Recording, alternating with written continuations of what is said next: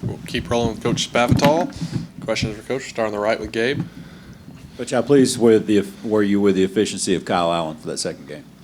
I thought he played great. I believe we gave him 7 drives and he scored on 6 of them. He looks very, comfortable back in the pocket right now, and he's composed. I think he's playing at a very high level right now. I think he's making very mature checks. Like the quick screen to Christian Kirk that went for the first down on 3rd down and 10. That was a check that he made. He also made a couple of run checks. I think the kid's playing very smart right now and very comfortable with where he's at right now. Over on the left side. Coach, can you talk on left tackle Avery Genesee's transition from community college to A&M and then starting?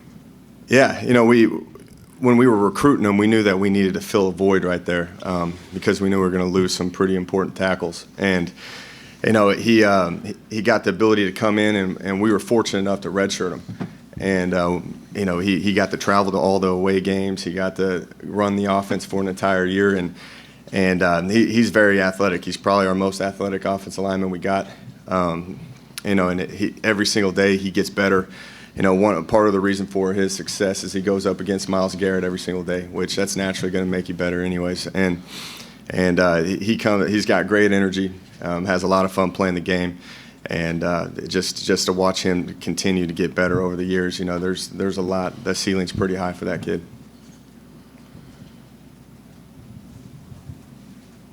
Staying in the back, Daryl.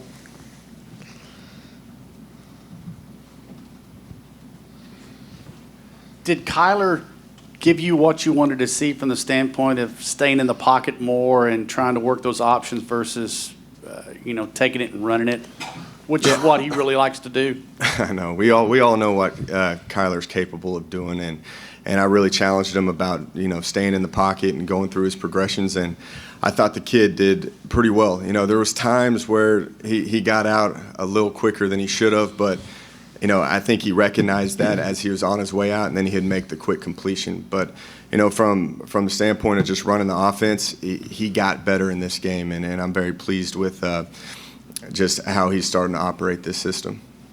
Middle right, Lee.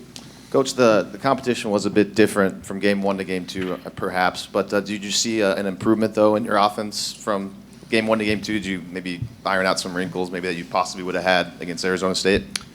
Yeah, we got better. We're still trying to figure out who we are offensively. We still got another game to figure out what guys are going to help us win versus SEC teams. But, the thing we focused on after Arizona State was our first down efficiency and 3 and outs. And I thought the kids did a great job of that in this game. The thing that we also talked about was negative plays and ball security, and I didn't think we improved on that. The ball was on the ground too many times. It was on the ball too many times in the Arizona State game as well. Negative plays, we had about 10. We had 9 versus Arizona State, and we had 7 versus Ball State. So we've got to eliminate those. The difference between Arizona State and Ball State was, you could see that they overcame adversity after the negative plays. They came back, they settled down, they went to the next play, and they continued to move the sticks. So, still a lot of improvement, to go by, but what we preached about first down efficiency and 3 and outs, I thought we did pretty good on that. In front, Brent. How much fun is it to see the progression of a guy like Bryce Dozols, to walk on, do what he does, and provide significant minutes for y'all? Oh, definitely. And, he's earned that right. He does everything right. He's worked his way through the entire system, and even in the Arizona State game when James went down, Trey had to come out when his helmet popped off. I felt comfortable enough to put Bryce in there because he knows what he's doing. He's going to get to the right guy, and he's consistent. And you can count on him. And it's been fun to watch him go through the whole process. He's the locker room loves it. When he has success, and it was fun to actually watch him go out there and play significant minutes and have reps that have importance, and I thought he ran the ball very well. Staying in the back, Daryl. If you had the opportunity, would you like to put Jake out there and let him stretch out a defense because he's got a pretty good arm? Yeah, I would love to do that. You know, the main thing going into this game was to get the ones, get them in a rhythm, and get them some confidence, and then start develop all the other guys, and you know, not just Kyler and Jake, but all the other players. But I thought Kyler got some significant time, and he got that last drive before the first half ended, which was with the 1-0 line, and it was a 15-play drive. So it was good to get Kyler a rep with the 1-0 line, a set with the 1-0 line. And then continue forward with Kyler in the third quarter. But I wish I could have got Jake in a little bit more because he was put in a situation where it was to run the clock out, a lot of running plays, slow the pace down. But hopefully we can get him in here pretty soon and let him operate it at a fast level. Go Gabe and then Zach in the back. How do you think Speedy's responded? Just not starting. I know someone talked about the injury thing, but how do you think his attitude is right now? I think he's great. Obviously the injuries have nicked him up. I think Coach Sumlin told you guys about how he didn't practice much in fall camp, but he also didn't practice much in spring ball. And if you look over the past 8 months, he hasn't had too many practices that he's gone through. So he's still the same old Speedy. We know what he's capable of doing. We just got to get him healthy and keep him coming along because that kid has a very special talent, and you saw glimpses of it again on some quick screens and some punt returns that the kid's still very explosive. We just got to get him playing, get him more reps and playing at a higher level. Back left, Zach. Go with a little bit more broader stroke than that. The receiving core as a whole, I know a lot of guys got looks last week. Jeremy Taboyo was in there. Jamal Jeffrey even made some plays. What was your takeaway from the entire receiving core, I guess, especially the guys who came in late? Yeah, I think Coach Moorhead does an unbelievable job at preaching consistency and effort with these kids. I think this is one of the hardest playing receiver core that I've ever been around. They go full speed every single snap, which is always a positive. But overall, you have Christian who's making great plays and Josh making great plays.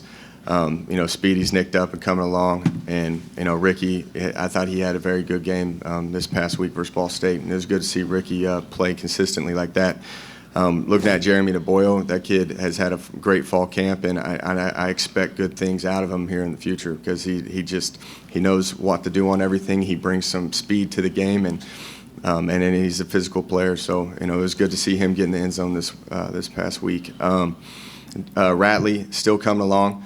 I think he's got a lot of upside, a lot of talent. We just got to keep building continuity with him.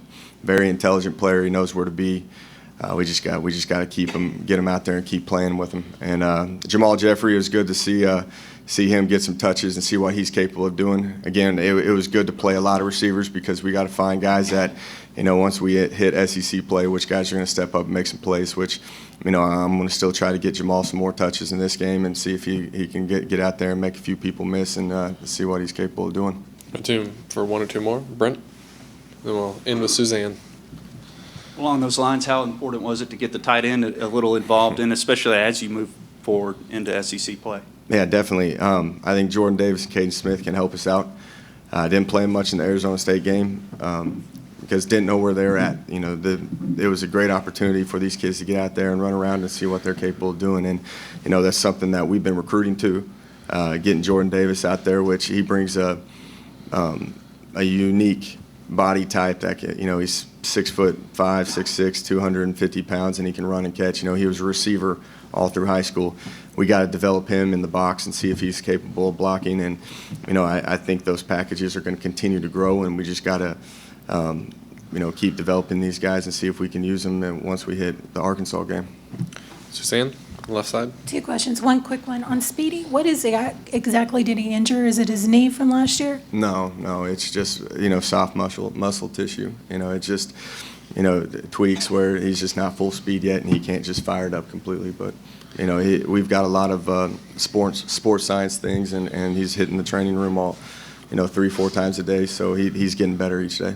And the other question: how broad do you think you can go in your running back rotation once SEC play starts? We didn't get very many reps with Brandon Williams. Again, like I said before, we rep Brandon Williams a lot in practice, but this was a great game for him to develop on defense. But, with James, Trey, and Brandon Williams, I think those are three pretty good running backs. And the way Kwame and Dolezal are playing right now, they can come in and they can get you a few reps here and there. All right. Thanks, Jake. Thank you.